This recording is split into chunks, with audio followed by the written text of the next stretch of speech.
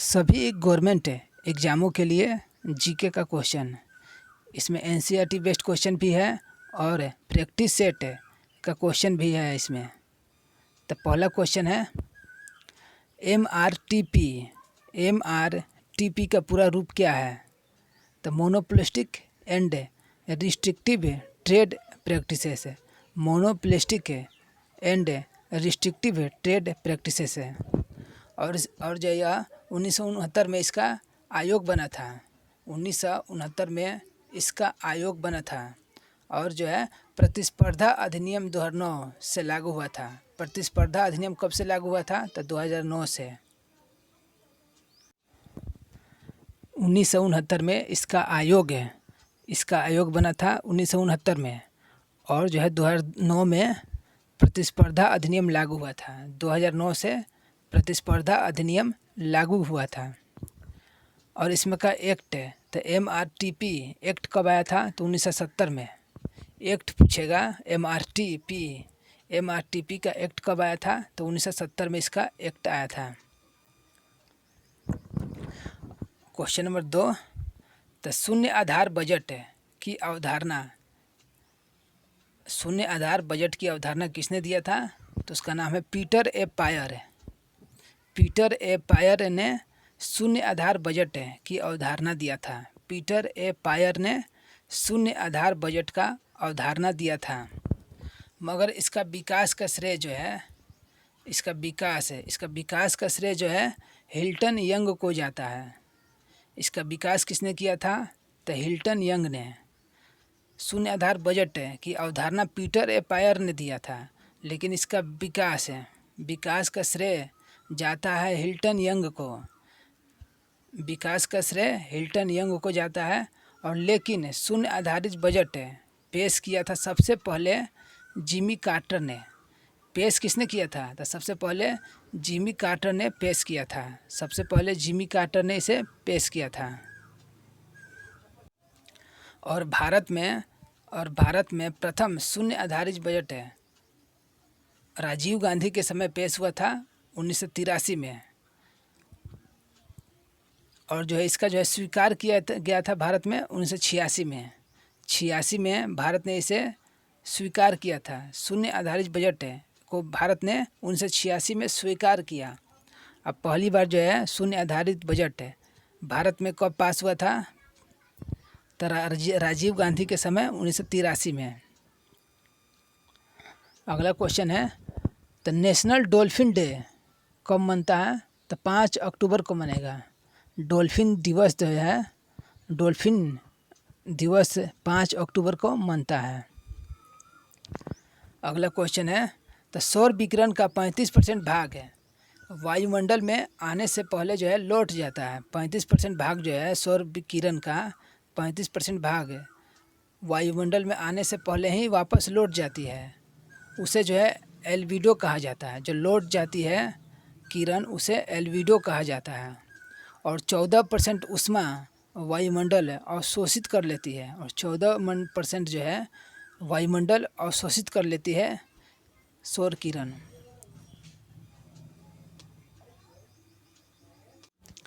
सौर का जो किरण है 35% भाग वायुमंडल में आने से पहले लौट जाती है, उसे एल्बिडो कहते हैं। उसे कहेंगे एल्बिडो। और 14% ऊष्मा जो है वायुमंडल अवशोषित कर लेती है। 14% ऊष्मा जो है वायुमंडल जो है अवशोषित कर लेती है। क्वेश्चन नंबर 5 है, तो काली मिट्टी जो है, काली मिट्टी मृण्मय, गहरी और अपारगमय होती है। गहरी होगी और अपारगमय होती है। इससे लंबी अवधि तक नमी बनी रहती है। काली मिट्टी में गहरी होती है। काली मिट्टी जो है गहरी होगी, अपारगम्य होती है, और इसमें जो है लंबी अवधि तक नमी जो है बनी रहती है।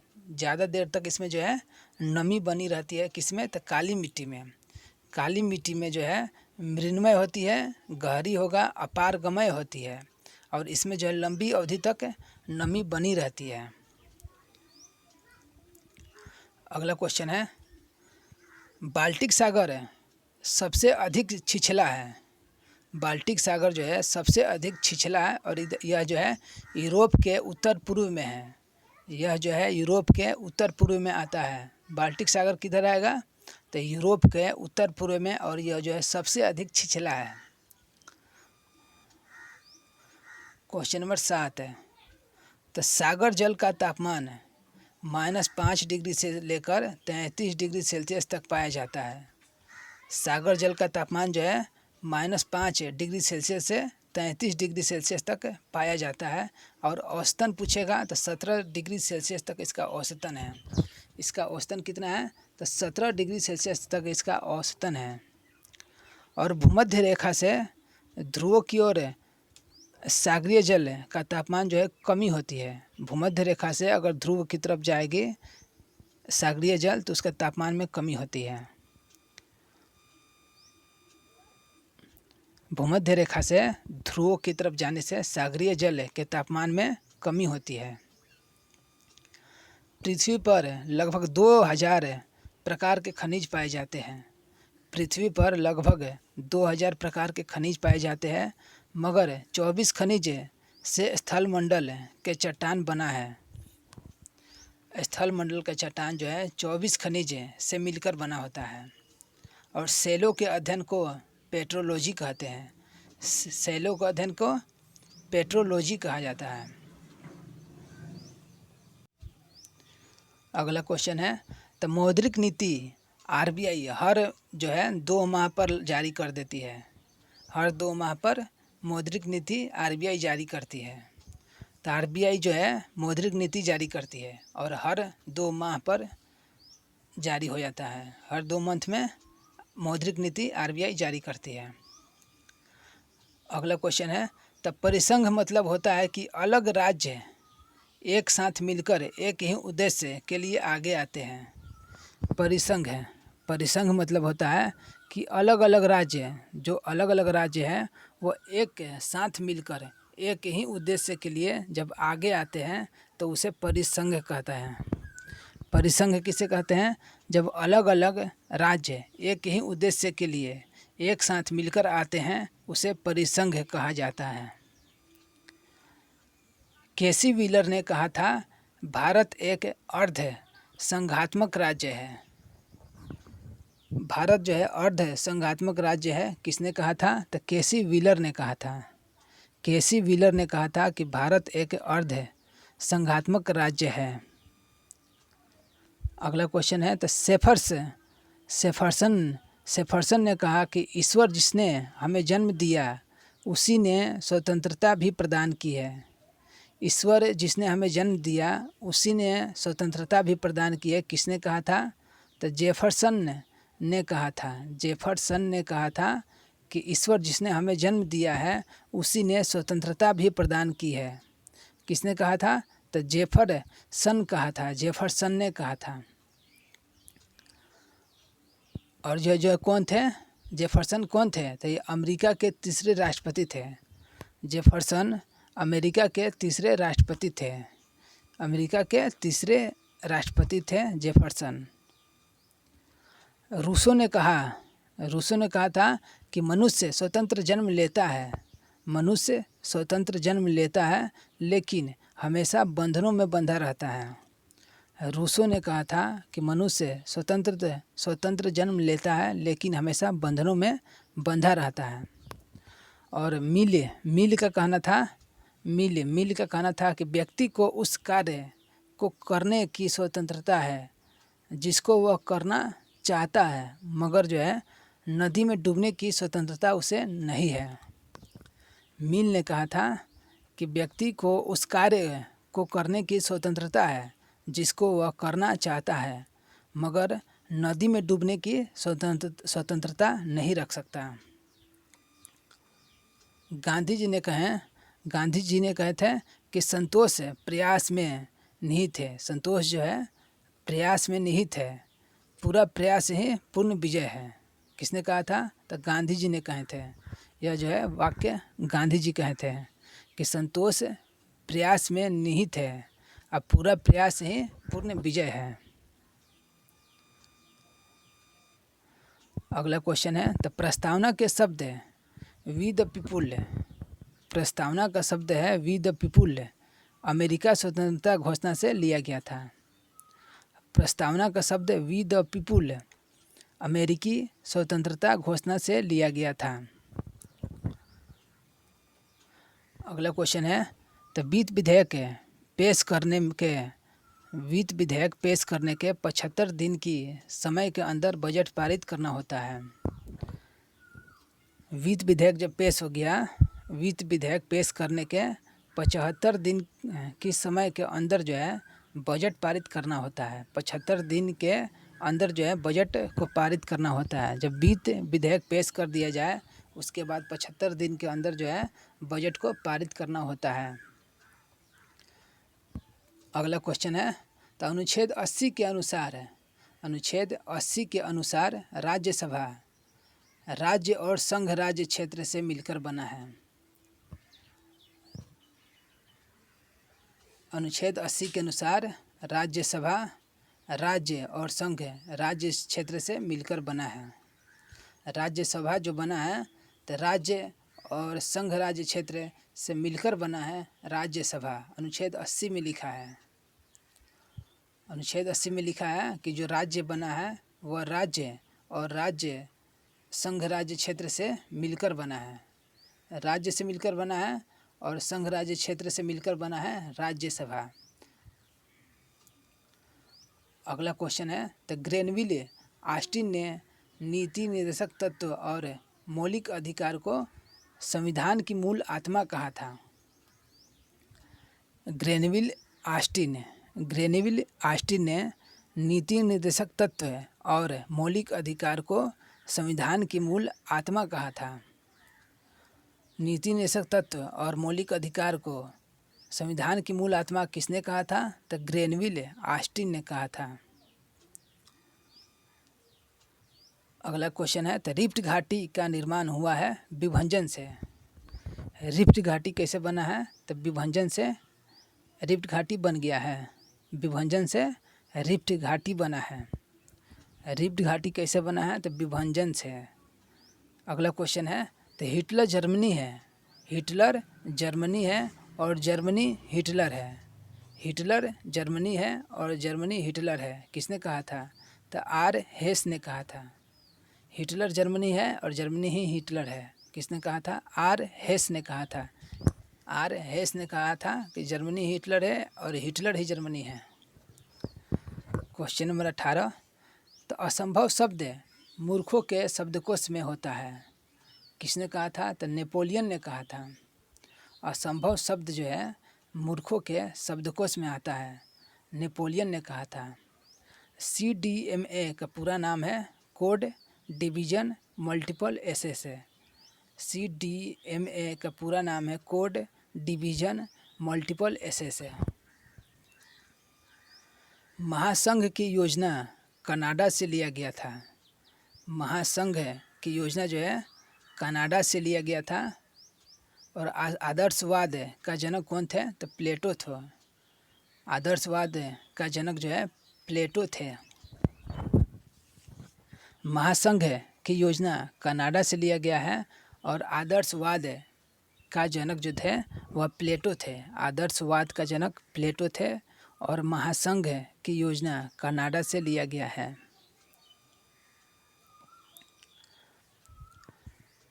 ओरोजनी शब्द से तात्पर्य है पर्वत का निर्माण।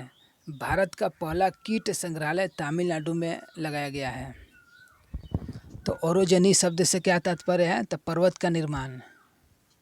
ओरोजनी शब्द से तात्पर्य है पर्वत का निर्माण। और भारत का पहला कीट संग्रहालय तमिलनाडु में लगाया गया है। भारत का पहला कीट संग्रहालय कहाँ लगाया गया था? तो तमिलनाडु में। भारत का पहला कीट संग्रहालय कहाँ लगाया गया था? तमिलनाडु में। और ओरोजनी शब्द से मतलब क्या होता है? तो पर्वत का निर्माण होता है। ओरोजनी शब्द से मतलब है कि पर्वत का निर्माण। दीपावली मनाया जाता है कालिदास के निर्वाण के समय। दीपावली मनाया जाता है कालिदास के निर्वाण के समय। जब दीपावली मनाया जाता है कालिदास के निर्वाण के समय। आयनिक ठोस का उदाहरण हीरा होता है। आयनिक ठोस का उदाहरण क्या है? तो हीरा। हीरा जो है आयनिक ठोस का उदाहरण है। और दीपावली मनाया जाता है कालिदास के निर्वाण के समय। क्वेश्चन नंबर 20 है, 73वें संविधान संशोधन का अनुपालन करने वाले प्रथम राज्य जो है मध्य प्रदेश था। 73वें संविधान संशोधन का अनुपालन करने वाला प्रथम राज्य जो था वह मध्य प्रदेश था। गणतंत्र की शुरुआत बिहार के लिच्छवी गणराज्य से हुई थी। गणतंत्र की शुरुआत कहाँ से हुई थी? तो बिहार के राज्य लिच्छवी से हुई थी। गणतंत्र की शुरुआत लिच्छवी राज्य से हुआ था। क्वेश्चन नंबर 21, तो टॉमस हेयर एकल संक्रमणीय मत प्रणाली का प्रतिपादक किया था। एकल संक्रमणीय मत प्रणाली का प्रतिपादन किसने किया था? तो टॉमस हेयर ने। टॉमस हेयर जो है एकल संक्रमणीय मत प्रणाली का प्रतिपादन किया था। और मतपत्र का प्रयोग करते हुए एकल संक्रमणीय पद्धति का प्रयोग किए वो जो है कार्ल आंडे थे। कार्ल आंडे। मतपत्र का प्रयोग करते हुए एकल संक्रमणीय पद्धति का प्रयोग किया किसने? तो कार्ल आंडे ने। और अगर जनक पूछा तो हेयर ने। इसका जो है जनक पूछा तो हेयर है। एकल संक्रमणीय मत प्रणाली का प्रतिपादन किसने किया था? तो टॉमस हेयर है। और इसका जनक पूछेगा, इसका जनक तो हेयर ने। जनक पूछा तो हेयर। और मतपत्र का प्रयोग करते हुए, मतपत्र जो हम लोग वोटर पहले था जिसमें हम लोग वोट देते थे वो उसको मतपत्र कहा जाता है। मतपत्र का प्रयोग करते हुए एकल संक्रमणीय पद्धति का प्रयोग किए थे किसने? तो कार्ल आंडे ने। और जो है जनक पूछेगा तो हेयर है। क्वेश्चन नंबर 22 है, तो अनुच्छेद 281 के तहत राष्ट्रपति वित्त आयोग की सिफारिशों को संसद के प्रत्येक सदन के समक्ष रखवाता है। तो अनुच्छेद 281 के तहत राष्ट्रपति वित्त आयोग की सिफारिशों को संसद के प्रत्येक सदन के समक्ष रखवाता है। वित्त आयोग की सिफारिश जो है संसद के प्रत्येक सदन में कौन रखवाता है? तो राष्ट्रपति। किस अनुच्छेद से? तो 281 अनुच्छेद से जो है राष्ट्रपति जो है वित्त आयोग की सिफारिशों को संसद के प्रत्येक सदन के समक्ष रखवाता है। अगला क्वेश्चन है, तो संघ लोक सेवा आयोग की स्थापना 1 अक्टूबर 1926 में हुआ था। संघ लोक सेवा आयोग की स्थापना कब हुआ था? तो 1 अक्टूबर 1926 में हुआ था। और ली आयोग की संस्तुति पर की गई थी। किसकी संस्तुति पर? तो ली आयोग की संस्तुति पर की गई थी संघ लोक सेवा आयोग की स्थापना। और यह कब हुआ था? तो 1926 में, 1 अक्टूबर 1926 में हुआ था। ली आयोग की संस्तुति पर संघ लोक सेवा आयोग की स्थापना 1 अक्टूबर 1926 में हुआ और ली आयोग की संस्तुति पर हुआ था। 22 जुलाई को झंडा दिवस मनाया जाता है। झंडा दिवस कब मनता है? तो 22 जुलाई को झंडा दिवस मनाया जाता है। अगला क्वेश्चन है, तो 1962 में संथानम कमेटी की स्थापना हुआ था रिश्वत निवारण के लिए। संथानम कमेटी की स्थापना किस लिए हुआ था? तो रिश्वत निवारण के लिए। कब? तो 1962 में। संथानम कमेटी की स्थापना कब हुआ था? तो 1962 में। किस लिए हुआ था? तो रिश्वत के निवारण के लिए। लास्ट क्वेश्चन है, 1937 में कांग्रेस 8 राज्यों में अपनी सरकार बनाई थी। 1937 में कांग्रेस 8 राज्य में अपना सरकार बनाई थी और 28 महीना इनका सरकार चला था। 1937 में कांग्रेस 8 राज्य में अपना सरकार बनाया और 28 महीना तक इनका सरकार चला था। 28 महीना इनका सरकार चला था 1937 में, और 8 राज्यों में अपना सरकार बनाया था। और 1937 में ही बिहार और संयुक्त प्रांत जो है उत्तर प्रदेश को कहते हैं। 1937 में ही बिहार और संयुक्त प्रांत में काश्तकारी बिल पारित हुआ था। 1937 में ही बिहार और यूपी को जो है संयुक्त प्रांत कहा जाता था, उत्तर प्रदेश को। यहाँ जो है काश्तकारी बिल पारित हुआ था। तो यूपी बिहार में काश्तकारी बिहार कब पारित हुआ था? तो 1937 में।